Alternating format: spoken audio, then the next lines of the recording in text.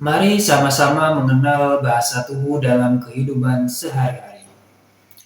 Bersama saya Abdul di channel Out of the Box. Bahasa tubuh orang berbohong.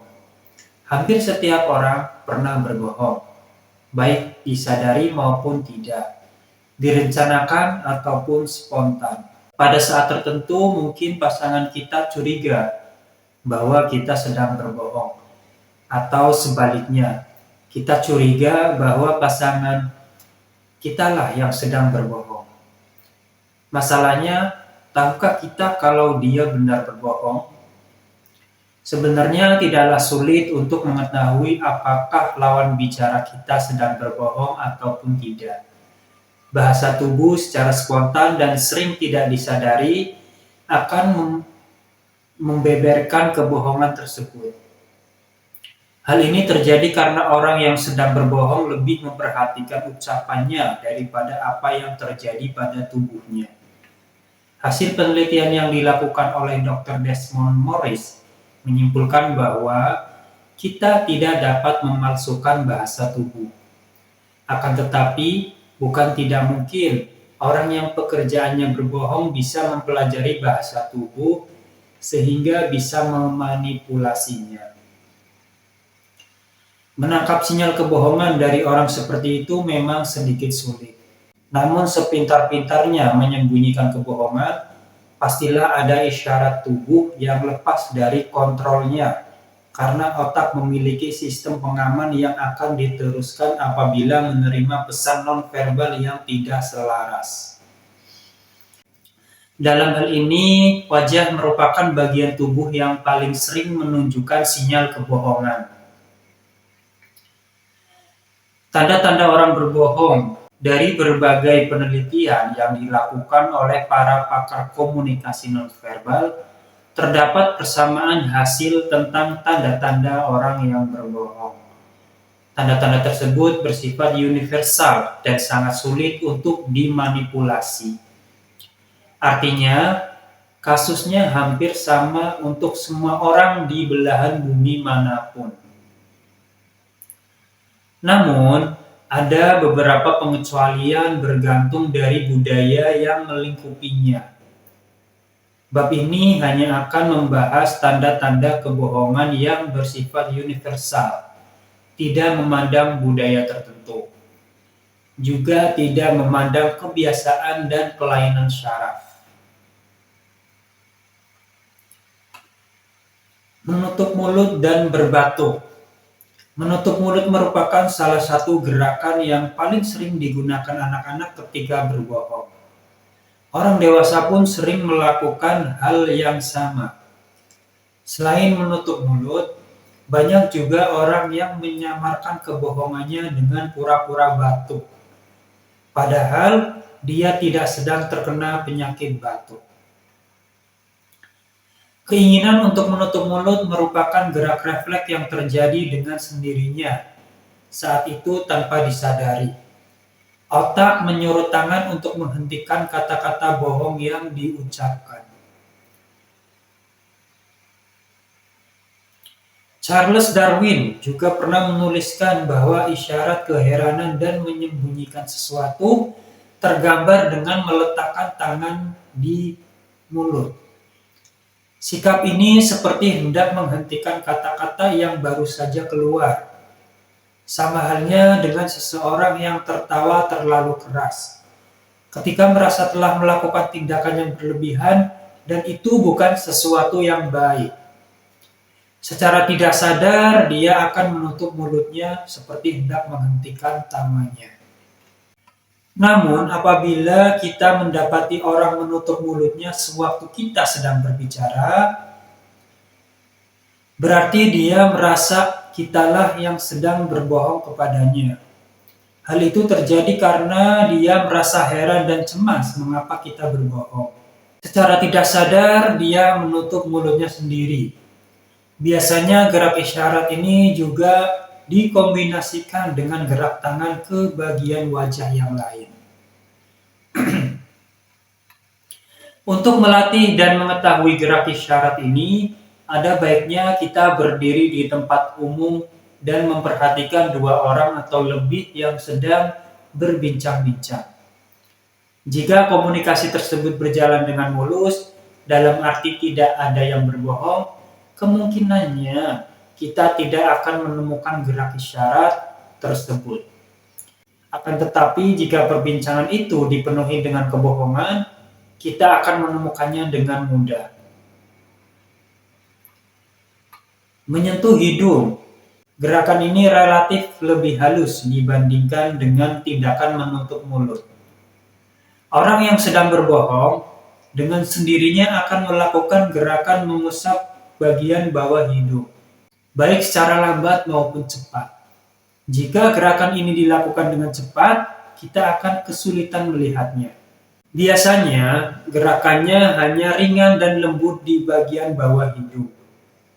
Bukan menggosokkan dengan keras atau menggaruk hidung.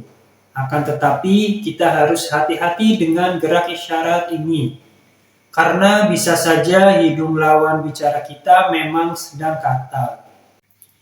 Penjelasan tentang gerakan ini adalah sebagai berikut. Sewaktu pikiran negatif berbohong memasuki alam bawah sadar, otak serta-merta akan menyuruh tangan untuk menutup mulut. Hal ini merupakan respon dari mulut yang baru saja mengucapkan kata-kata yang tidak sesuai dengan keadaan sebenarnya.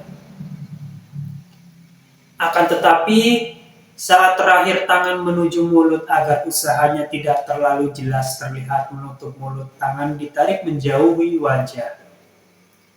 Hasilnya adalah sentuhan cepat di hidung. Biasanya gerakan ini terjadi secara alamiah, sehingga orang kadang terkecoh kalau sebenarnya gerakan ini menunjukkan kebohongan sendiri. Teori lainnya menunjukkan bahwa saat berbohong, ujung syaraf halus dalam hidung terasa gatal. Untuk menghilangkannya, orang akan mengusapnya, tetapi dengan usapan halus dan lembut. Coba perhatikan, apakah gerakan ini kita lakukan ketika sedang berbohong? Yaitu memalingkan pandangan, menggosok mata, jumlah kedipan. Mata adalah gerbang jiwa, jendela hati. Mata dapat menceritakan segalanya. Hal ini bukanlah ungkapan yang berlebihan. Ungkapan itu memang benar adanya. Mata dapat menceritakan suasana hati, termasuk ketika kita berbohong. Saat berbohong, mata akan selalu berupaya untuk melihat ke arah lain. Entah itu ke bawah, ke atas, yang penting bukan ke lawan bicara. Bahkan yang paling sering terjadi adalah mata menerawang entah kemana, sementara mulut terus berbicara, tentunya berbicara bohong.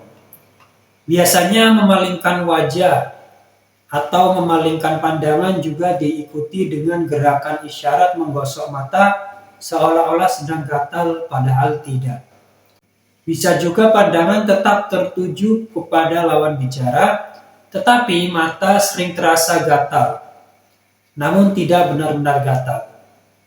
Gerakan menggosok mata tidak harus selalu dilakukan di bagian mata, tetapi bisa juga di sekitar mata, seperti di bawah mata atau di sekitar alis. Cara lain mendeteksi kebohongan adalah dengan memperhatikan adanya peningkatan jumlah kedipan mata.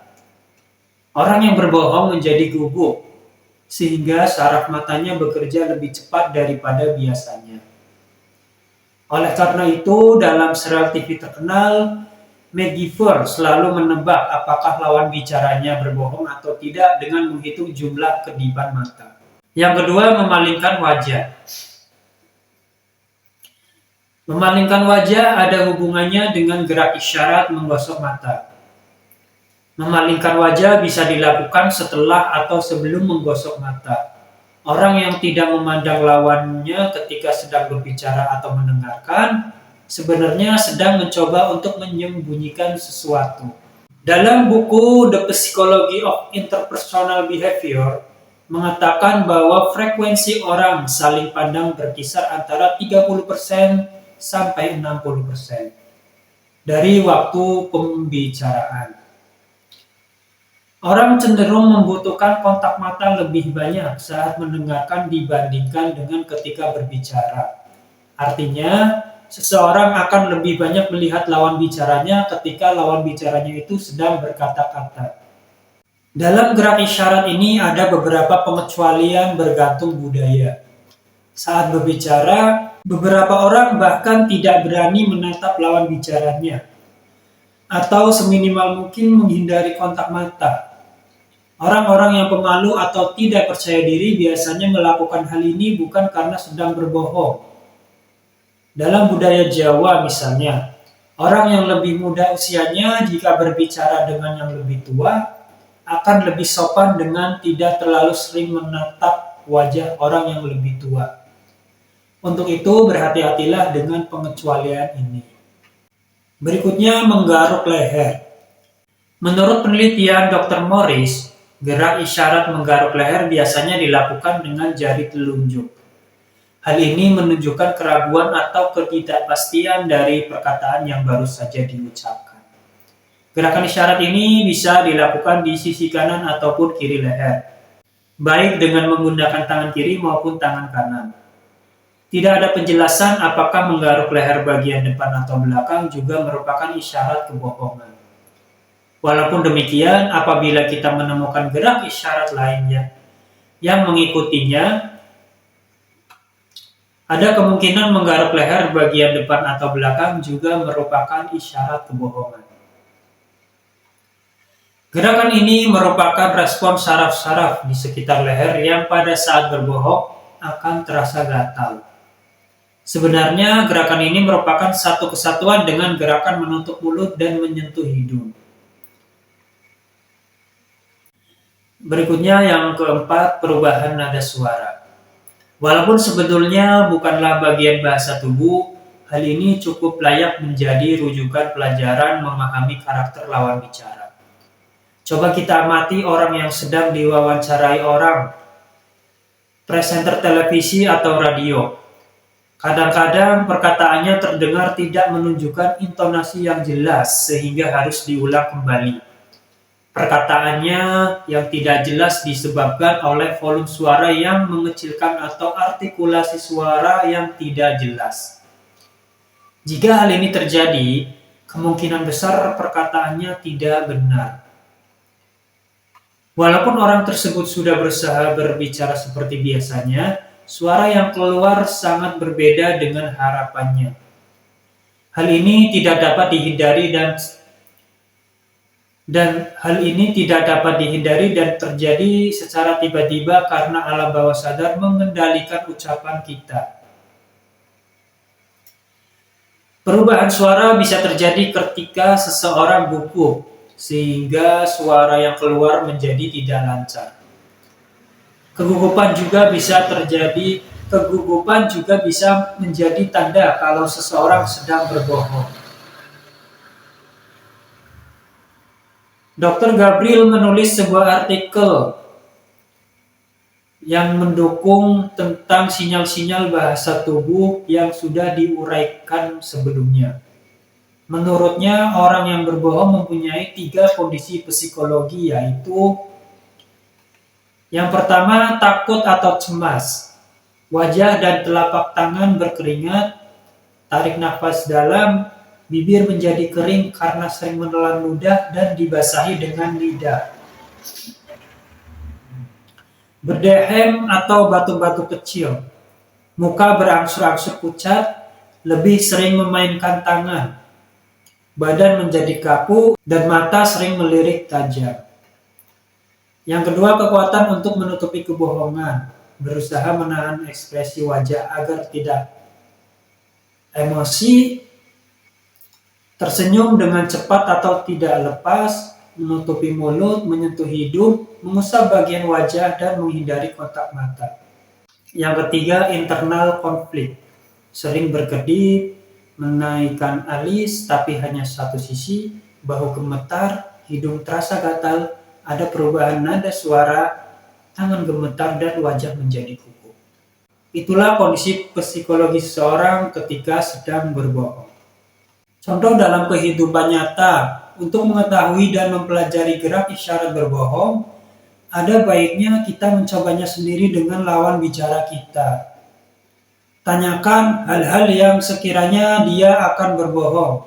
Saat itulah akan menemukan gerak isyaratnya.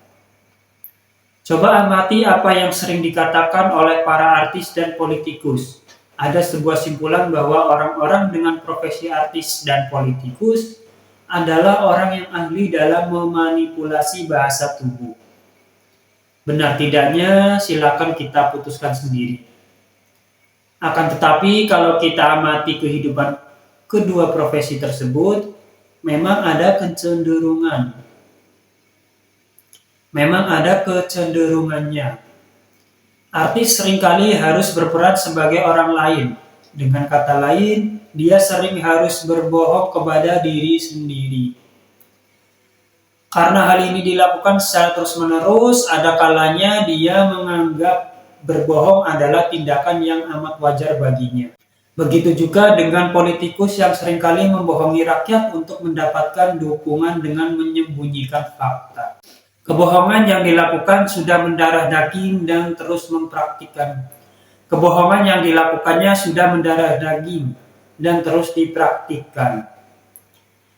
Walaupun berbohong, dia merasa bahwa itulah kebenaran dan dia tidak merasa bersalah. Namun ini tidak berarti semua politikus dan artis itu pembohong. Ada sejumlah orang di dunia ini yang saat berbohong justru memperlihatkan tanda-tanda ketulusan. Mereka menatap mata orang dengan tulus dan tidak menunjukkan gerak isyarat berbohong. Sehingga orang yang sudah mempelajari bahasa tubuh pun akan terkecoh. Jika kita memperhatikan sepasang kekasih sedang berbicara, banyak sekali kebohongan yang dipertontonkan mereka.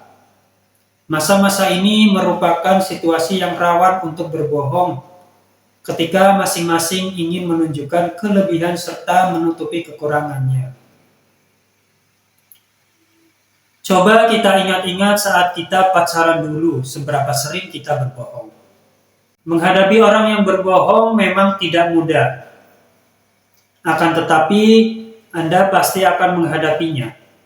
Oleh sebab itu, ada sebuah anjuran yang harus selalu diingat sebelum memastikan apakah seseorang berbohong atau tidak. Sebaiknya tangkaplah beberapa gerak isyarat bahasa nonverbalnya terlebih dahulu. Jangan terpaku pada satu gerak saja. Beberapa gerak isyarat yang saling mendukung akan lebih baik karena mungkin saja analisis kita salah. Penyebab orang untuk berbohong tentu banyak sekali. Jika sudah belajar dan ahli dalam menginterpretasikan gerak isyarat berbohong, kita dapat langsung mengatakan kepada lawan bicara kita bahwa yang dikatakannya tidak benar. Namun jika hal ini tidak memungkinkan, cukuplah kita mengetahui kalau dia sedang berbohong.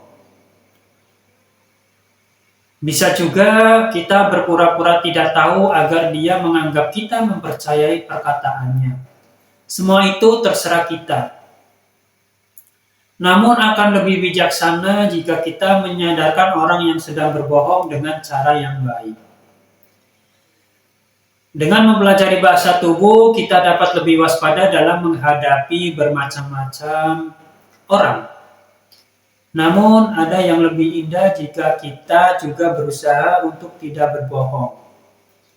Berusaha menutupi kebohongan dengan memanipulasi bahasa tubuh yang telah dipelajari bukanlah sesuatu yang bijak. Apabila kita sudah teramat yakin bahwa lawan bicara melakukan tindak kebohongan, apa yang sebaiknya kita lakukan?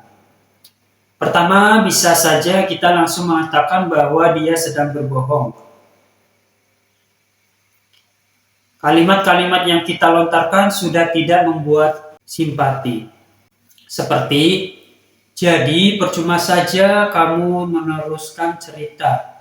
Kalimat-kalimat yang kamu lontarkan sudah tidak membuat saya simpati. Kamu baru saja berbohong kepada saya. Jika kita memilih perkataan ini, berarti kita langsung membuka kebohongannya pada saat itu juga. Gerak isyarat tubuh lawan bicara akan berubah drastis dan mudah dikenali. Hal ini karena orang yang ketahuan sedang berbohong biasanya akan melakukan kebohongan lagi untuk menutupi kebohongan sebelumnya. Yang kedua, kita bisa saja dengan sengaja berpura-pura mempercayai apa yang dikatakannya. Tetapi sebenarnya kita sudah mengetahui kalau dia sedang berbohong. Kita harus lebih waspada jika menghadapi orang seperti ini. Tidak mustahil pada situasi-situasi lainnya, dia akan berbohong kepada kita. Mana yang ingin kita pakai semua terserah kalian. Disesuaikan dengan situasi dan kondisi pada saat itu dan dengan siapa kita berhadapan. Ingat, tidak semua orang merasa senang jika kesalahannya diungkapkan secara terbuka.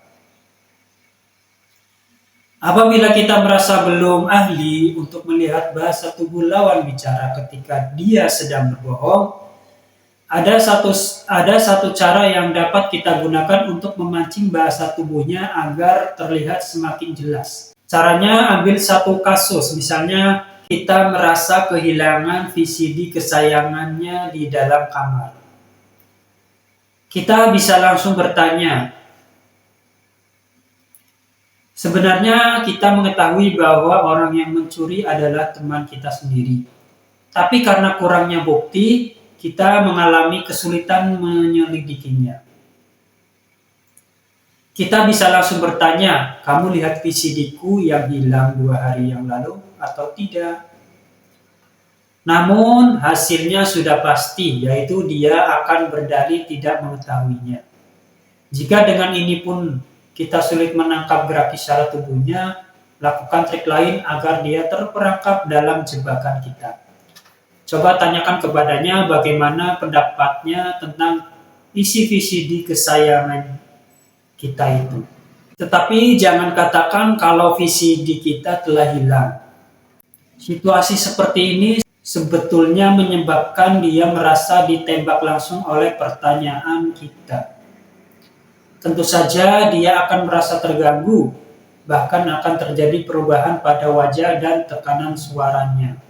Kalau dia menceritakan isi VCD itu, bisa-bisa akan menuduh dialah yang mengambilnya. Sebaliknya, kalau dia menjawab tidak tahu, sangat tidak mungkin karena kita sudah menceritakan sedikit tentang isinya. Dapat dipastikan jawaban yang diucapkannya cenderung tidak logis dan keluar dari konteks pembicaraan. Intonasi suara tidak beraturan, timbul kegelisahan, dan banyak sekali pergerakan anggota tubuhnya untuk menutupi kebohongannya.